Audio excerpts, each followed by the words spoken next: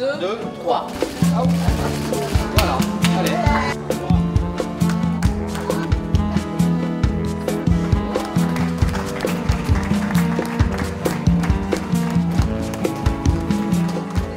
Alors le principe de ce projet, c'est effectivement construire une résidence dans laquelle vous avez principalement des logements locatifs familiaux, sociaux, et puis un CHRS avec des lits médicalisés, donc de l'accueil plus d'urgence, et donc finalement de mixer différents publics à différents moments.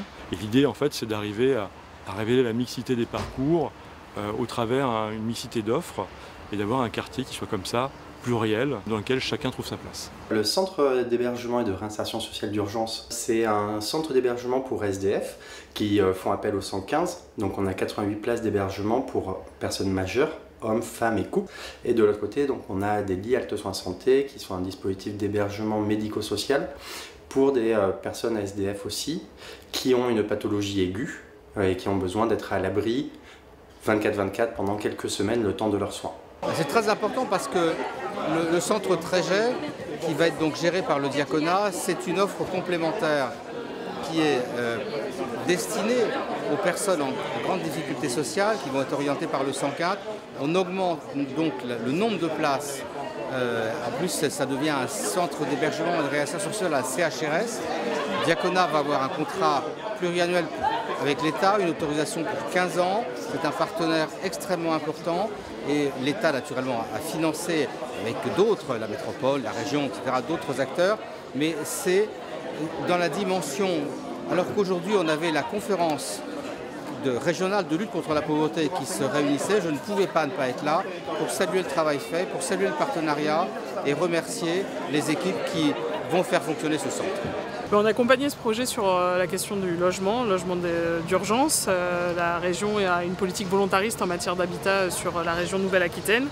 Et il nous a semblé important dans ce quartier qui est en pleine mutation d'accompagner ce projet à côté d'autres acteurs importants sur les questions d'habitat et d'habitat d'urgence. On trouve que c'est un centre qui a vraiment un grand intérêt par son intégration dans le quartier, entouré des personnes qui vivent dans le quartier, aussi entouré au cœur de logements sociaux, parce que ça permet aux sans-abri d'avoir vraiment le sentiment de ne pas être mis à part, être mis de côté, de retrouver une affiliation dans un quartier et aussi un sentiment d'appartenance à la vie collective. Normalement, les centres d'accueil d'urgence, c'est pas quelque chose qu'on finance. On a financé pour boucler un peu le budget, quoi, pour voir un petit peu. On savait très bien qu'il y a un besoin sur le territoire, surtout en métropole bordelaise. Il y en a dans le rural, mais ça se concentre pas mal sur la métropole bordelaise.